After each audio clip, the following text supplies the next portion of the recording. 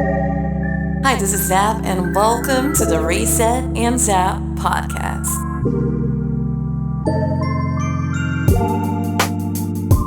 I just need a reset. No, it's not enough to press pause. I think I need a reset. I need a reset. Give me a reset.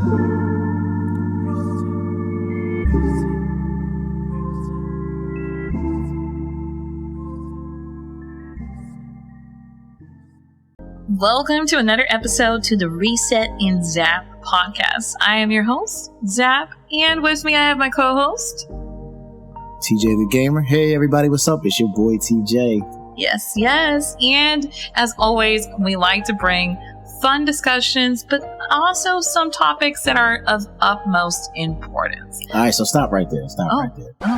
We're going to start with a stop segment today. Stop! Hit the brakes. I want to talk about something. I want to talk about, since this episode we're talking about content creation, one of the things I want to talk about is like how it began, how the journey began, and how it's different from where we are now. And I'll give you an example. For me personally, when I first started, my music was more based around rapping and just like saying smooth things and just video game references for video game reference sake, which was fun for me. And it was the beginning of what would become what I'm doing now. And even though I love what I'm doing now, I love that I have become more creative and I've done storytelling and I've gotten deeper with my lyrics and how I can sneak video game references in there. Sometimes I kind of just miss the bars. Just me doing what I do best and just saying what I want to say, how I want to say it, and being very direct about it. And it's as you grow, you kind of change things up and you gear it towards your audience, but you kind of miss that old experience that you was at, that thing that made it fun and new and just that feeling. Rekindle your first love? Yeah, that kind of to reignite that fire and that passion. And what would that be for you? If you had that thing that you would what is that thing for you? Interesting, because for me, I think that what I miss the most is going back to the phase where it was just having fun. Excuse me. Because I really had a cough. You're getting emotional. It's okay. Let's talk about it. Yeah, so it's really going back to the phase of just having fun, because I feel like I've reached the peak of my growth in a way where it's all been about this professional business work frame. And while it's good at all and it has helped me get to where I am right now, it kind of led to also a phase of just burnout, lack of clarity, lack of having a sense of direction of where I was heading to as a content creator and what I wanted to do. And it just at some point just became work, and I wasn't really having fun. Yeah, I know exactly what you mean by that, because that's kind of the thing that a lot of people don't understand about content creation is what changes you have to make and what adjustments you have to make, which actually kind of goes very smoothly into what we're talking about today. Our reset / under the spotlight segment today. Yeah. We're actually talking about what goes into being a content creator. Ooh. Behind the scenes look. What does it really take to do what it is? Because a lot of people think you just record a video, you just throw it up there, and now you're a content creator. Yeah. Or that a video magically appears on YouTube. Yeah. It just shows up for people who don't create content. It's just, you just click on a button and the videos are there. But there's more to that process and what goes into it. So I wanted to talk about that a bit. And why don't you take, since you're the expert content creator here, you know what I'm saying? You're my teacher in a way, you're my sensei. Oh God! Why don't you give a little? Wow, I've never been presented with such titles.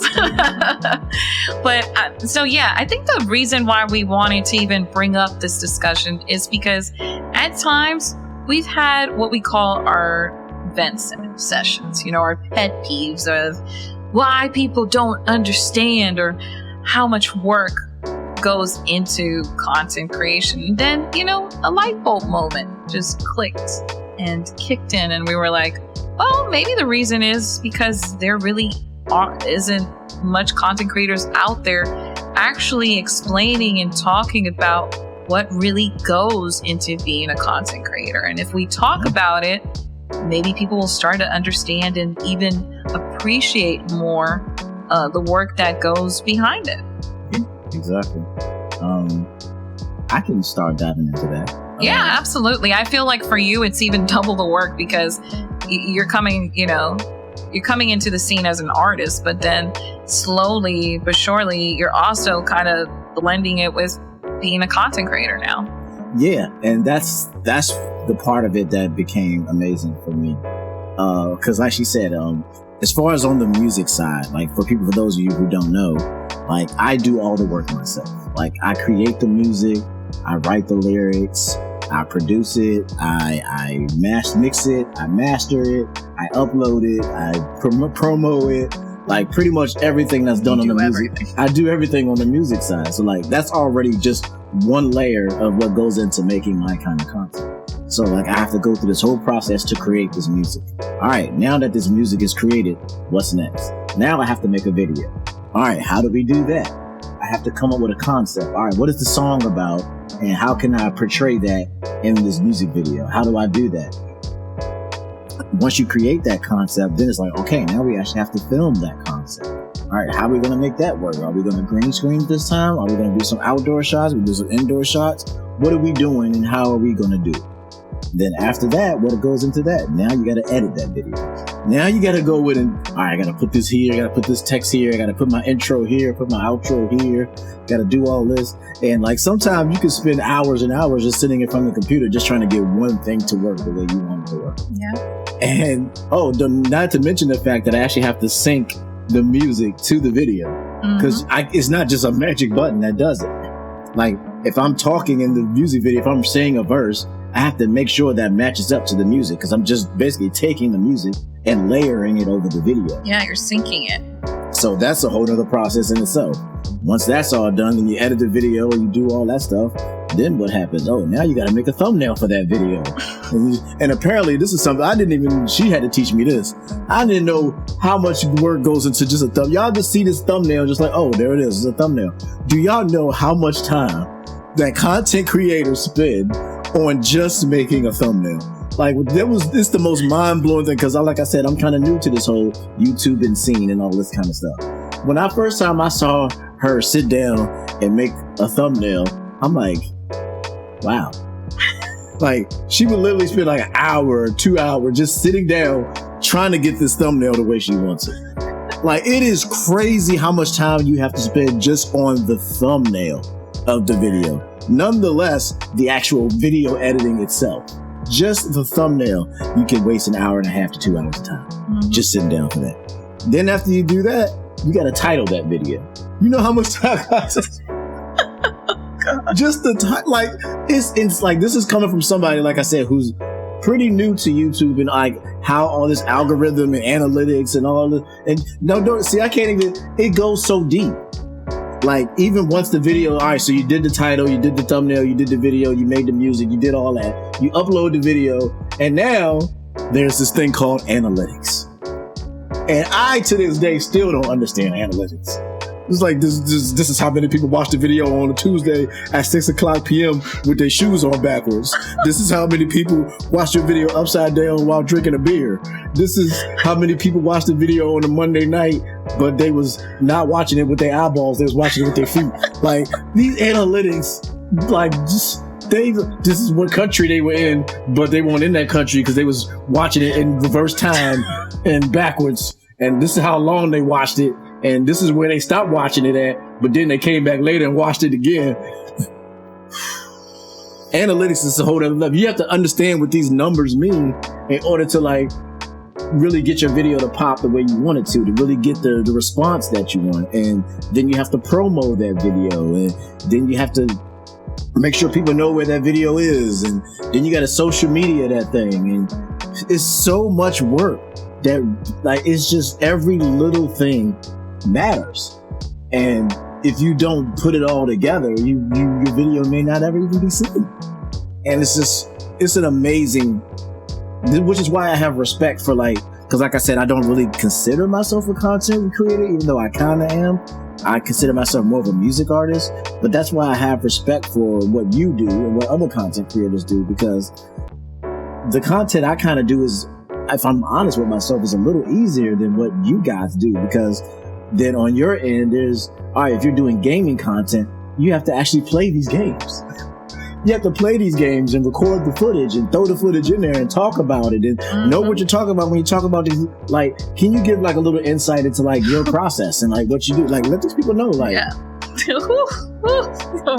Sit back tight, ladies and gentlemen, because it's about to be one hell of a ride right now. So, what goes behind being a content creator? First and foremost, it's just being in the right mindset. You know, I don't think a lot of people understand the importance of being in a positive mindset and having a good energy to be able to portray it through a video. Like, it is something that will make or break your video. Yeah. And I at first didn't understand it, but then I started understanding it as I recorded more and more videos. Like, let me just explain what goes behind making a ZapCristal video, for those that do not know. One, it starts with the idea. It just starts with, what idea is worth my time to even turn it into a video? You don't know how many times I've made a long list that he has seen too, of video ideas I've had that are like the yes, the maybe, and the no. Basically. Yeah, I've seen this list actually. Yeah, pretty much. So I have this long list, right, of good ideas that are definitely a go, maybe ideas, and then videos that are just like, no, it's not even worth my time. But how do I even find out about these things? I probably have to put a week of research of typing these, possible titles for my videos and seeing if one, they exist out there already, who's made these videos, what are the videos about, and if they did a good job and something is lacking or missing in it. And then from there, I pretty much determine if it's worth my time, if it's searchable, and if people are going to watch it. So anyways, once I find out what a video is, which videos are worth making, at that point, I've probably spent a week of just researching. Following up is not only the idea, it's coming up with what is going to be the title and the thumbnail for the video, even before I press record. If I can't think of a thumbnail idea and I can't come up with a title, then I'm pretty much not going to make the video. Because if I can't explain my video idea in a title, and I can't explain the concept of my video in a thumbnail, then that probably means that the idea is just not there yet. So that takes even more time, because then I have to think about what title is catchy, is not clickbait, it's going to explain the video, but it's enticing enough to make a person to click the video to watch it. And then the same thing goes for the thumbnail, because before the person even watches the video or clicks the video, the first thing they see is a thumbnail. Like, let's put it this way. When you go to the theaters, when you go to a movie theater, what makes you decide you're going to watch a movie? What's the first thing you see from a movie? Movie poster. Movie poster. That's the first thing you see. That will determine, yo, this is dope. I'm going to go watch this movie. I think I'm going to pass on this one. It's usually a movie poster and the name of the movie. And then later on, maybe you'll watch a little trailer, which gives you a sneak peek of what the movie's about. That's pretty much how a YouTube video is. It's the same amount of work.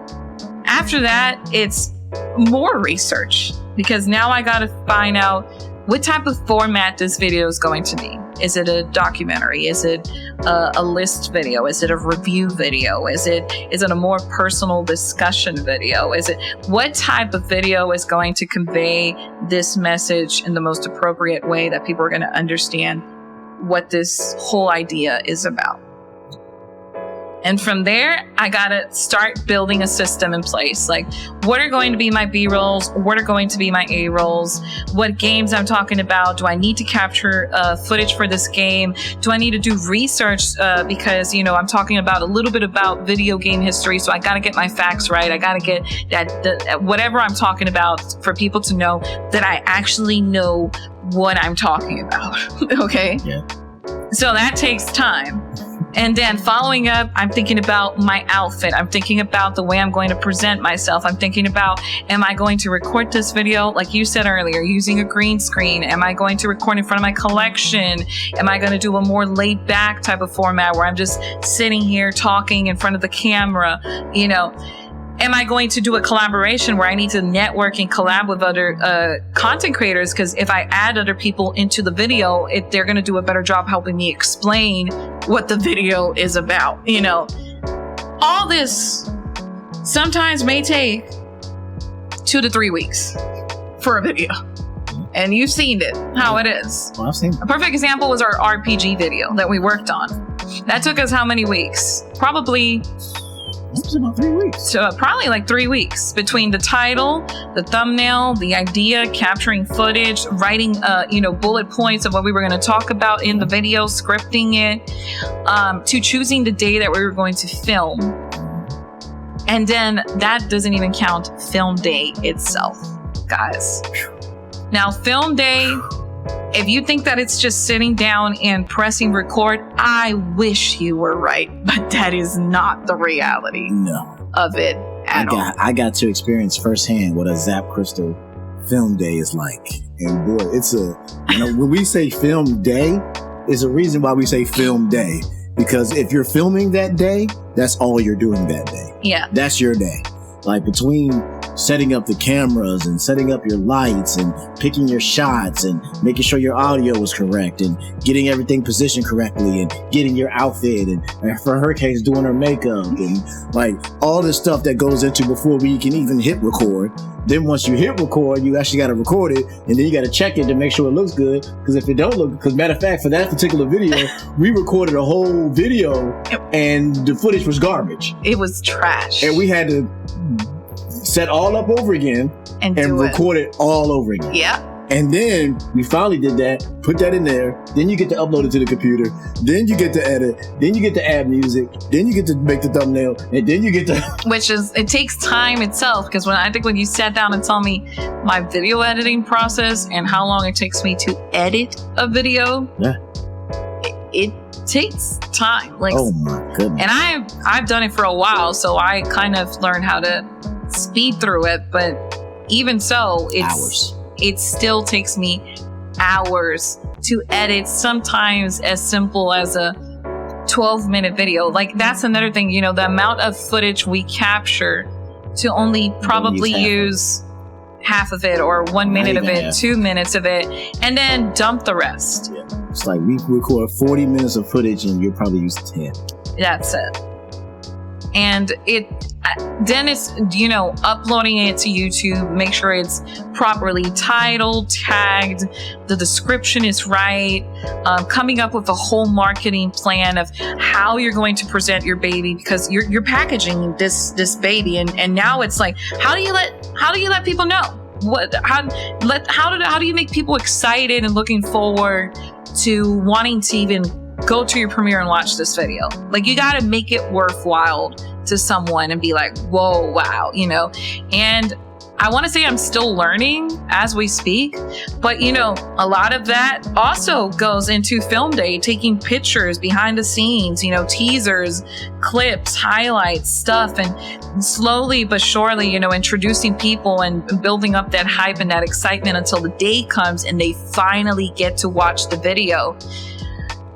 And they don't know it,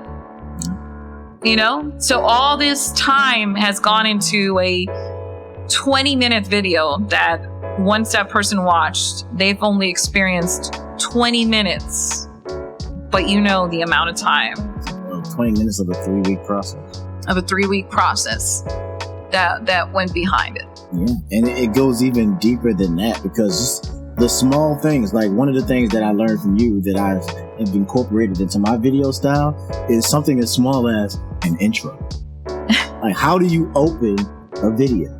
Like, everybody kind of knows it by this point, but you know, my intro, hey everybody, what's up? It's your boy TJ, and we are back with a brand new video.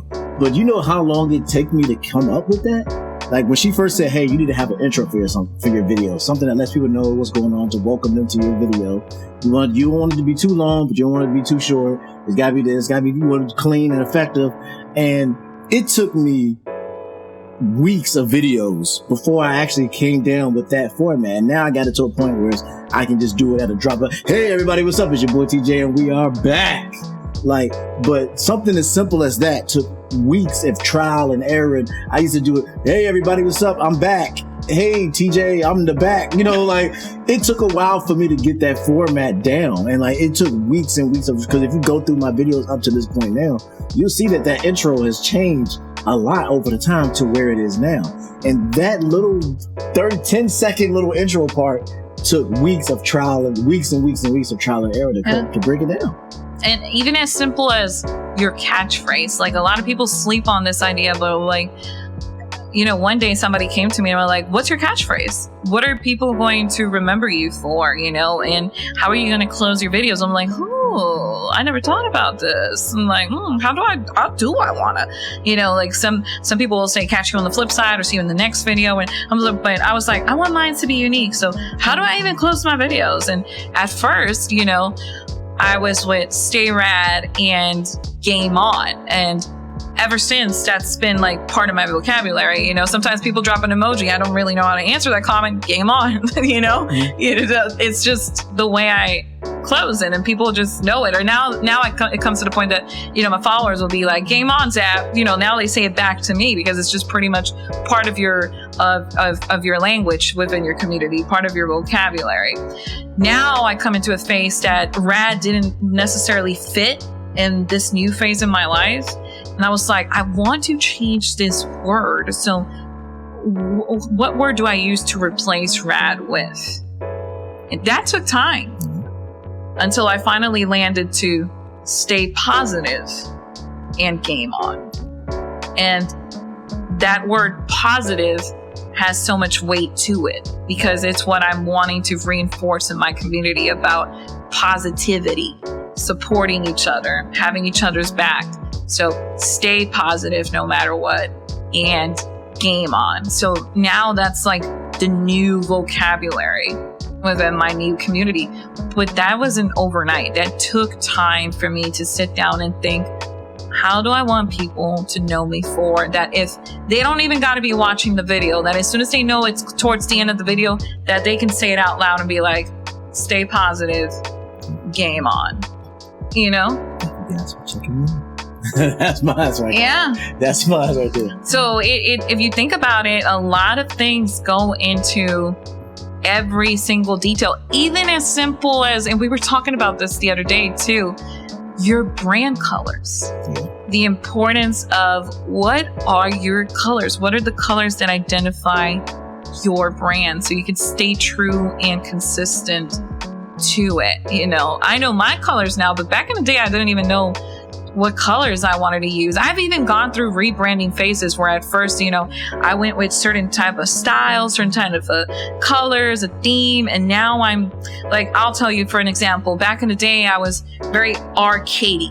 So it was very arcade, bright, loud colors, you know, 90s, shout to the 90s, you know, like, because technically that's how the 90s were, you know, and it's very colorful. And while nowadays I still incorporate somewhat, you know, a lot of colors, now I toned it down to a more clean, minimalistic, simple design, because now I'm wanting to reflect my personality to it.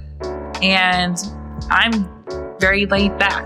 I'm very calm. I know, right? It may surprise a lot of you, but it is very true. Like, I am definitely the opposite of Zap.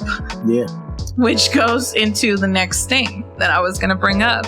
And it is that low key, everybody has an amplified persona that they present in front of the cameras compared to how you are off cameras. Now, does that mean that you're fake? No, not really. No, not at all. It's just that because of the industry that we're in, it's all about being entertaining. Exactly. Like, it was something, like you said, we talked about this before. There's a difference between ZapCristal and just Crystal.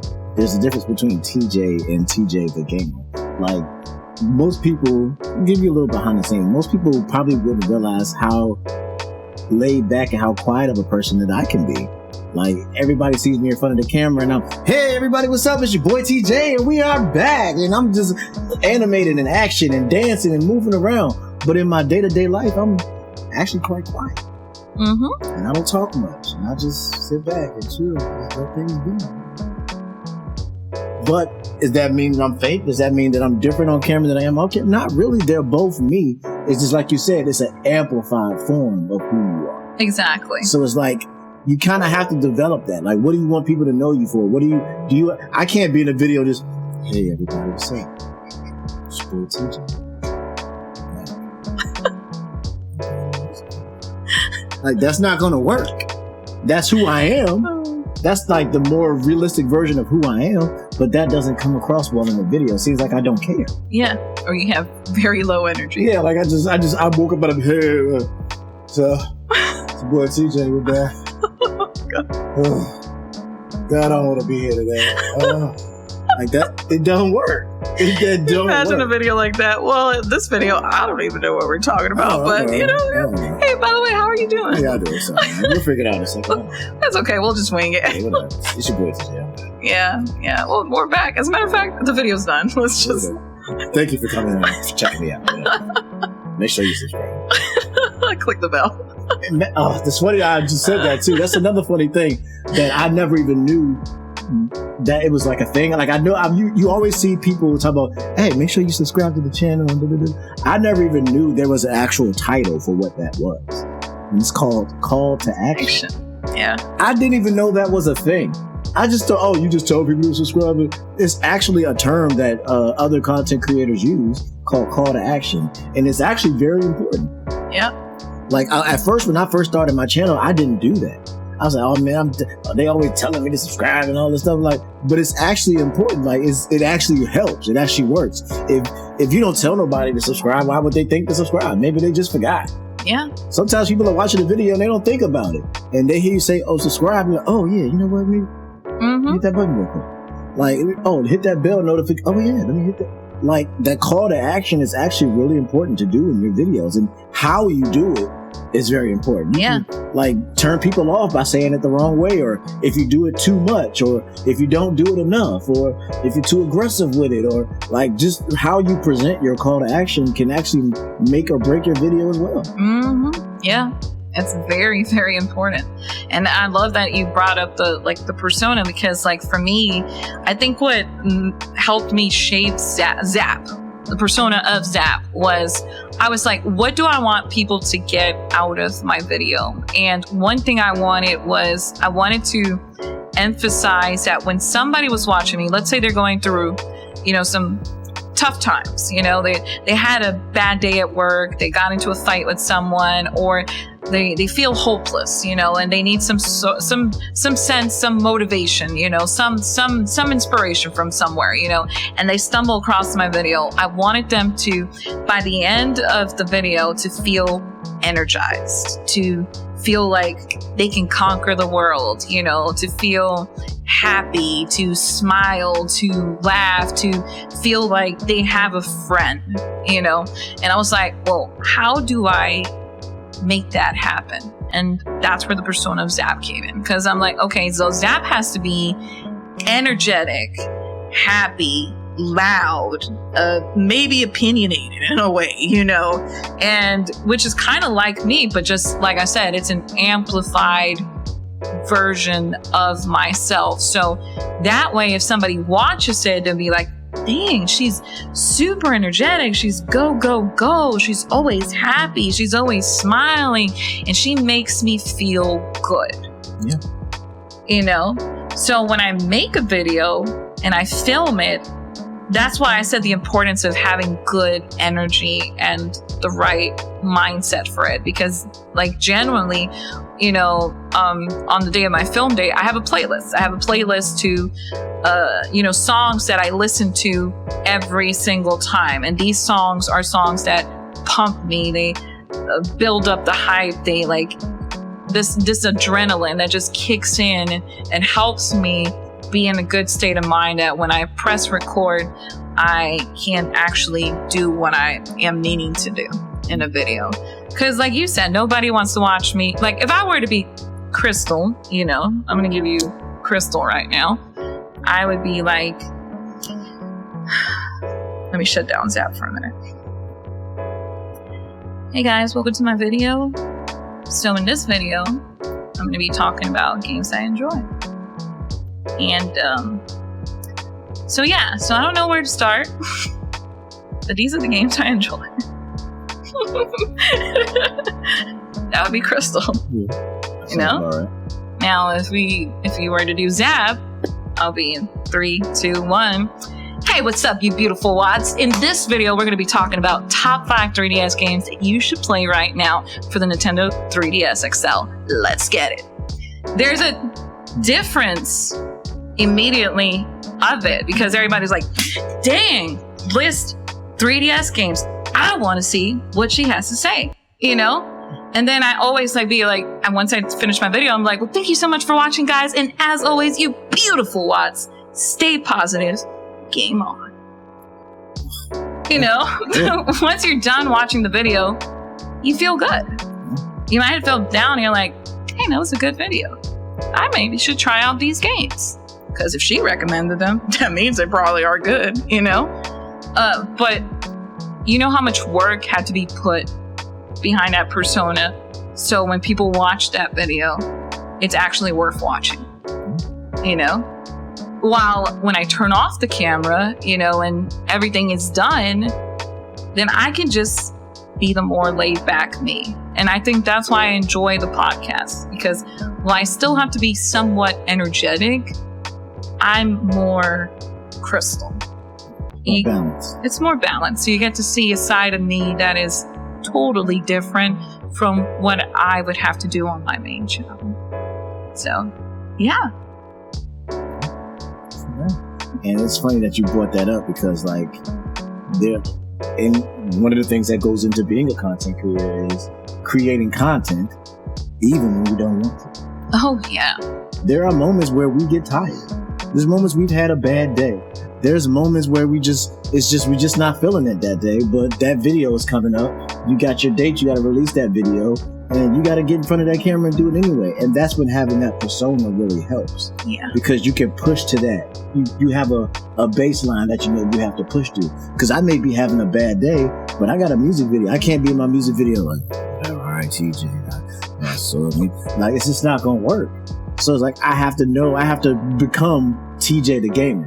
Yeah. Even when I'm if TJ may be in a bad mood right now, but TJ the gamer is always ready to go.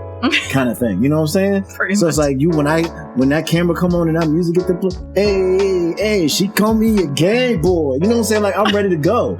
Like, but TJ might be having a bad day. TJ might have had a long day at work, worked 10 hours a day. He's about to cuss everybody out. Yeah, ready to lay everybody out because they done called him some kind of name or something, and they done gave him a hard time at work, and he just TJ is not feeling it right now. He's not feeling it. But TJ the gamer is ready to go. Yeah. At moment's notice. You've seen those moments. Yeah. Where there's been times, like you told me the other time, we go on walks. That's part of our workout. And you were talking about how you saw this transformation. Oh, the first time I met Zap. Oh, can I tell the story? Yes, yeah. All right, let me tell you about the first. All right, because like I said, there's Zap and then there's ZapCristal. When I first moved here to be with her, we were on a break from content creation at the time. Mm-hmm. So I was introduced to Crystal. So this whole time I've been spending time with Crystal, and she's laid back and cool, and just calm, just relaxed, and just quiet and soft spoken, and just that's Crystal. But when we decided it was time for us to come back, and she had her first stream, she came back from work, was tired, was beat down, just was not feeling it. Like I said, was just not feeling it, and she's just like, oh, I don't want to do this. I'm so tired. I'm not gonna do the stream. And like the countdown is running, and she's just 3, 2. Hey, everybody, beautiful people, y'all ready to go? And zappity, zappity, zap. And I'm just like, what just happened? But then I realized I do the same thing. But it was so funny to like meet Zap for the first time.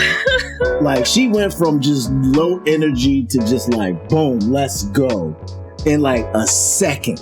I'm like, this live stream is about to start in 2 seconds. You can't be like this, babe. You gotta do something. And then like that 1 second hit, and all of a sudden Zap appeared. And I'm like, oh, that's Zap. That's who Zap is.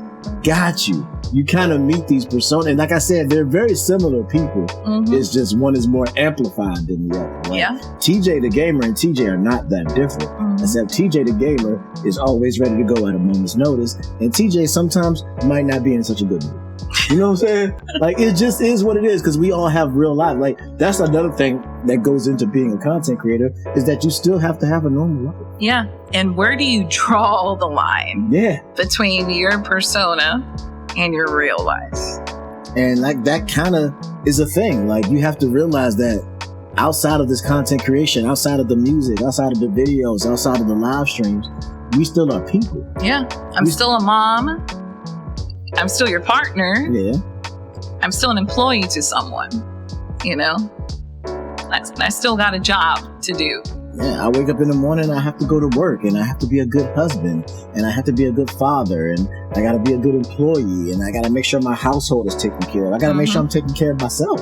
Yeah. Because if I can't take care of myself, I can't take care of my family, on top of making the music, making the videos, doing the promo, doing this, doing that, doing the streams, making the content, ordering, like, because even like I said, even going back to like the music part of it, y'all don't know how much time I spend just ordering my list of my album. If I'm putting an album together, I can spend days making just the order in which the songs go in, because it matters.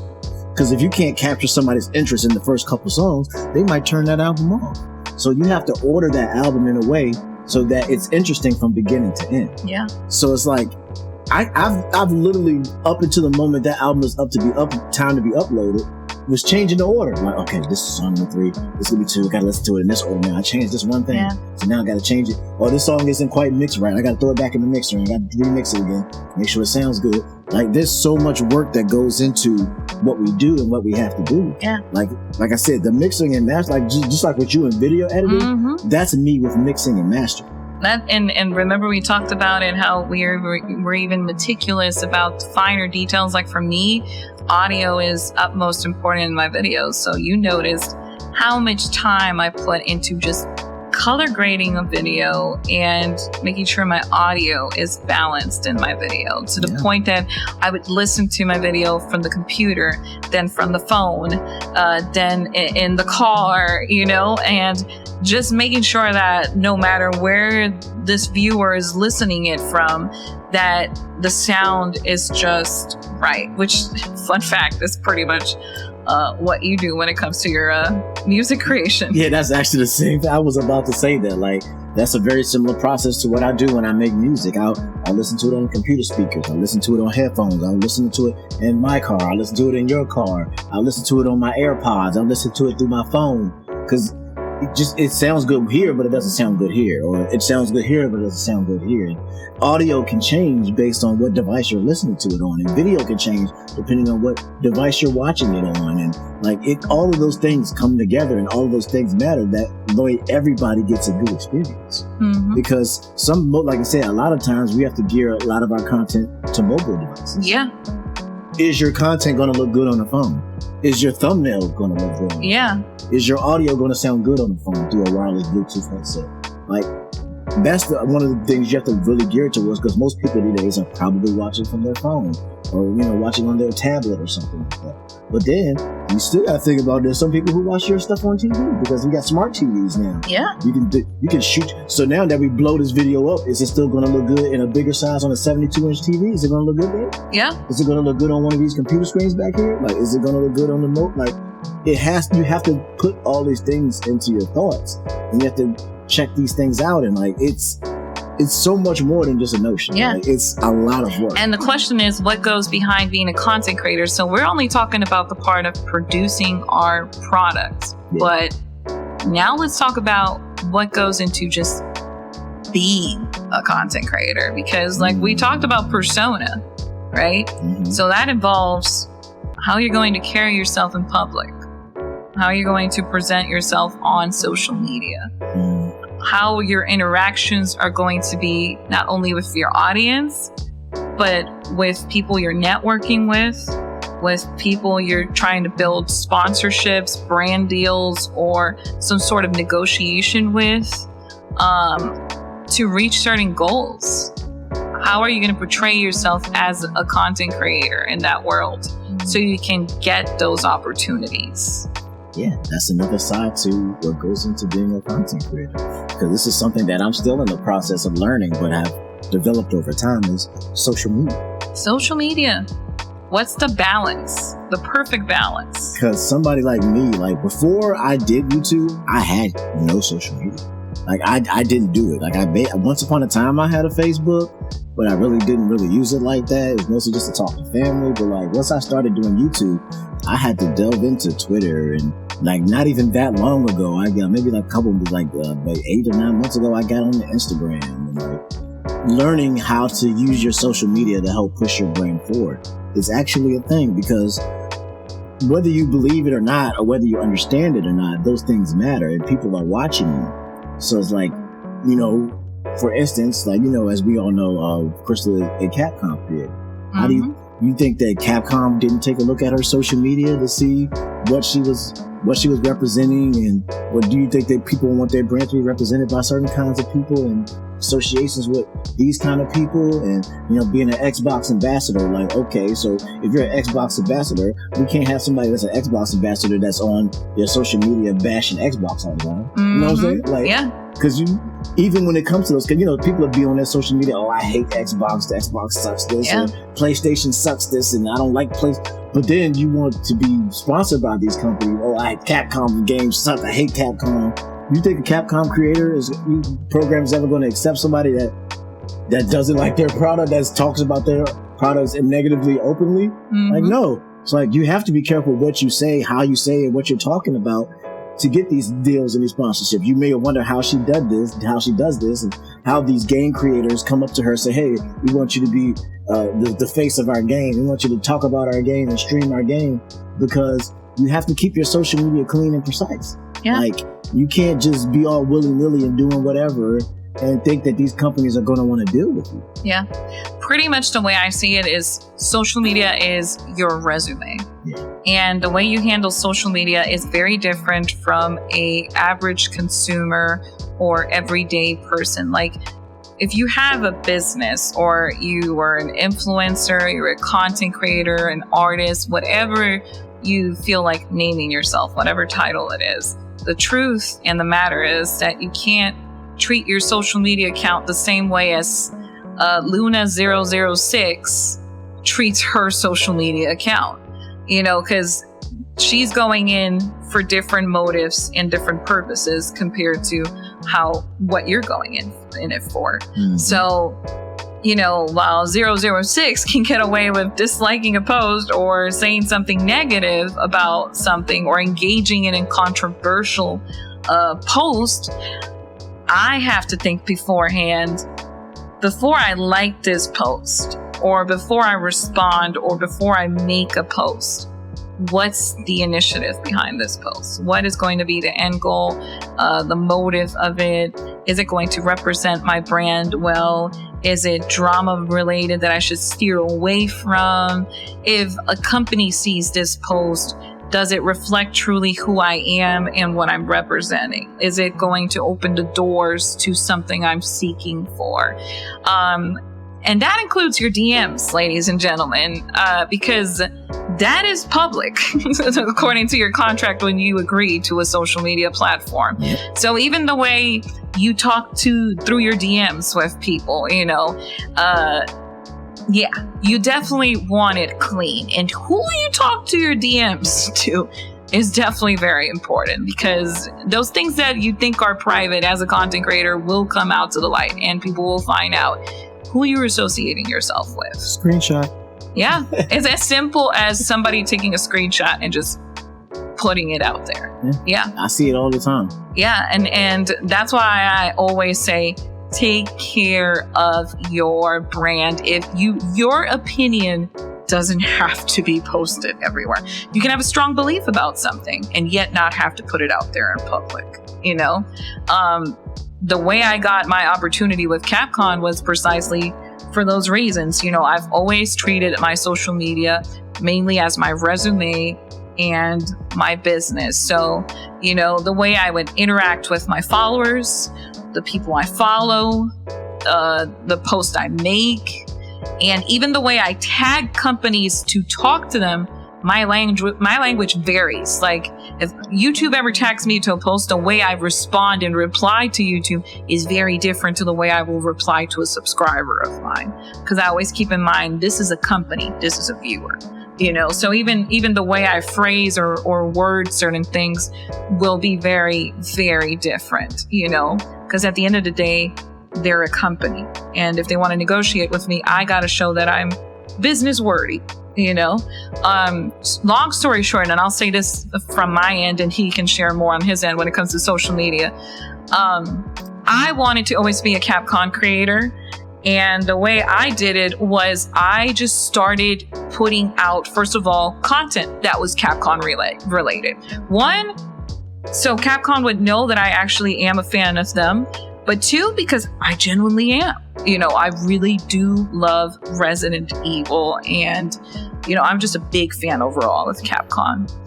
And I just started putting videos out there of me talking and showing that I actually knew what I was talking about, too. Because companies do pay attention. They know if you're faking it or if you actually know who they are, So I had to show that I actually knew about Capcom's products and who Capcom is as a company. Later on, I did this cosplay for Resident Evil Village where Cassandra, which is the character I cosplayed as, if you guys know, the lady who voiced Cassandra passed away due to health issues. And I wanted to pay tribute to her and show my respects of how much I love this game, but also how much respect I have for her, because she did a phenomenal job when it comes to her character, Cassandra.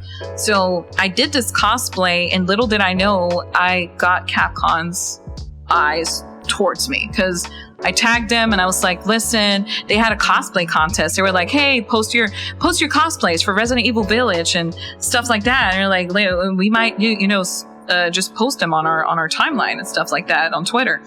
And I tagged them. I was like, hey, here's my cosplay, as Cassandra, because I know, I want to pay tribute to Cassandra and the name of the, the actress during that time. And I'm like, I really care for her, and I just want to show my respects towards her by cosplaying this video game character. Little did I know that when I applied for the Capcom Creator Program, I had their team checking my YouTube channel. They literally checked my YouTube channel. They checked the videos. They checked my Twitter. They checked my post. They checked people I was interacting with. And they checked my language, the way I word stuff, and the way I was behaving on social media. And after a while, I get hit up by an email saying that I was approved. And that after they'd gone through this whole background check, that they knew I was worthy to represent them and their products, and I became a Capcom creator. But if I wouldn't have done all those things, and I was, just doing my own thing, I probably wouldn't have gotten that opportunity. Mm-hmm.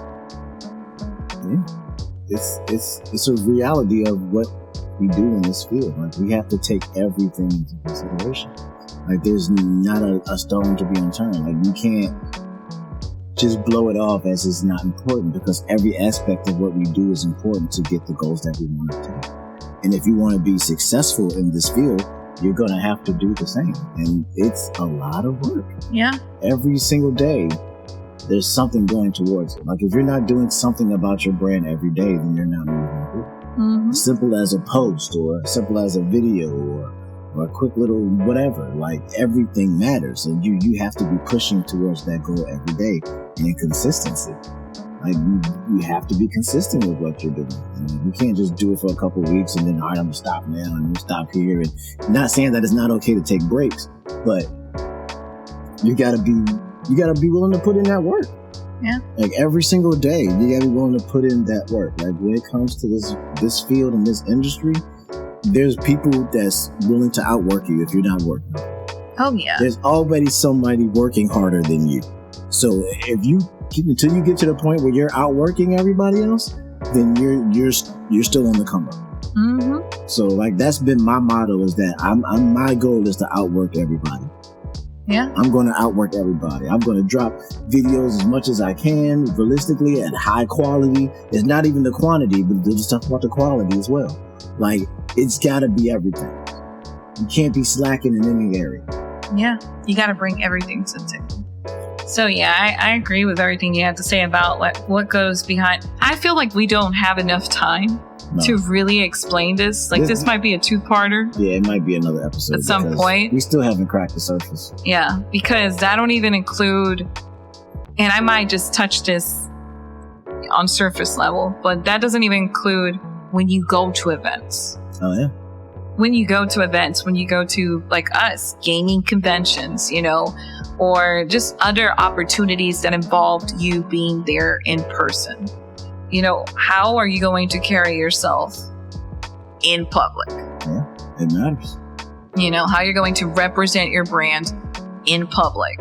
Who are you talking to when you're at that event? What activities are you participating in? What subjects or what matters you're going to discuss at the event.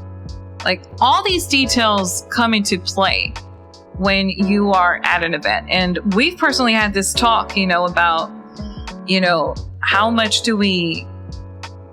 where do we draw the line?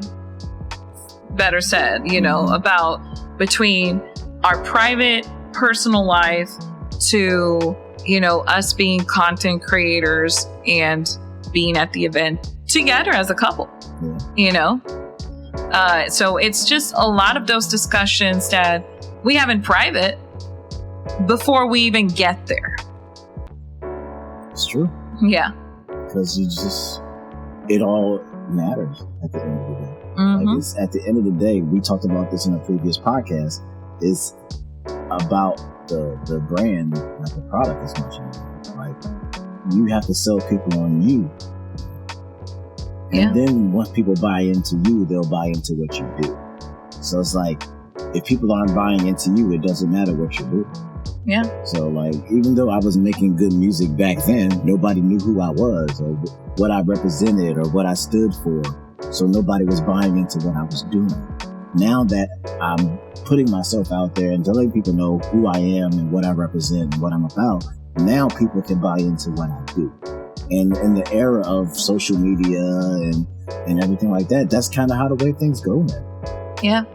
Where you kind of have to expose yourself, but at the same time, how much can you expose?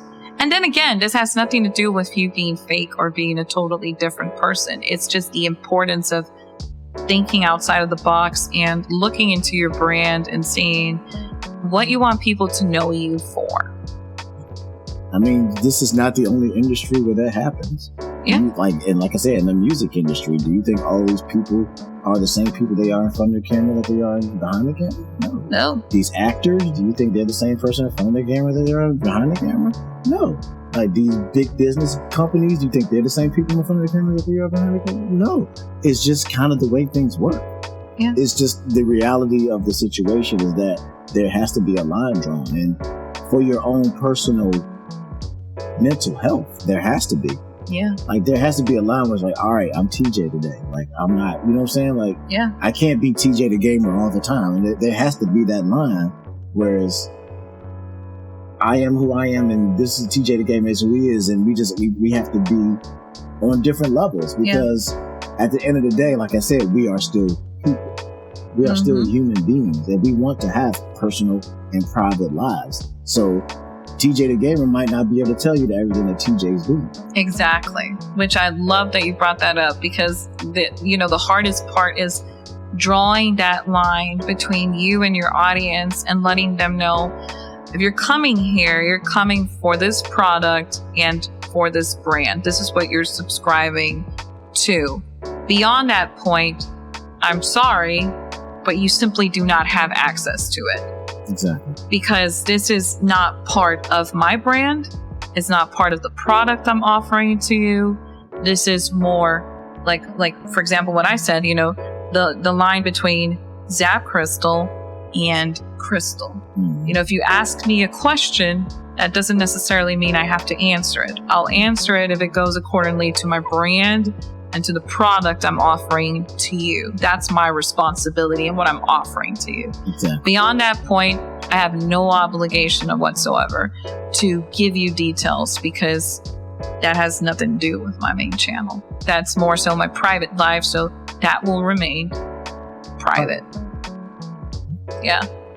So, wow. Yeah, I think we are going to have to make a return. We're going to have to make a return. As a matter of fact, guys, check the show notes. We have a quick recap and summary of what this episode is about. But you can also engage in a conversation and let us know if some of these things you've heard about it before. If you're a content creator and maybe you want to participate, and tell me a little bit of the challenges you're going through, and what are some of the things that you wish people would understand more about you being a content creator, and what goes behind being a content creator. Because I feel like we need a safe space where we can talk about this and help people understand. That way, next time when you watch a video, you can be grateful and thankful for that content creator. As a matter of fact, this is the challenge of the day. Go find a content creator that you admire, that you appreciate, that you respect. And now, knowing all these things, leave them a message, leave them a comment, just telling them how much you appreciate all the work they put behind this, for you to be able to enjoy this video, or whatever they're offering that you're enjoying right now.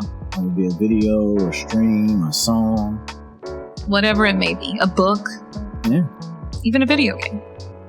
Yeah, just take a moment. You don't know how much it means to content creators out there when they see messages like this, that people show how much they truly appreciate this content creator. Because I'm telling you, sometimes we be going through bad days, and a message like that can completely transform your life.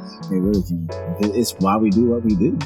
We do what we do for the people. Like, it's not about us necessarily. Like, we do this for the love of what we do and for the people who enjoy it. Yes, sir. I know that's why I make music. So I make music because I want people to listen. So you create something, you want people to enjoy it. That's the whole purpose. Like, why create if nobody's going to watch it? You know what I mean? Exactly. It just makes sense. So it is what it is.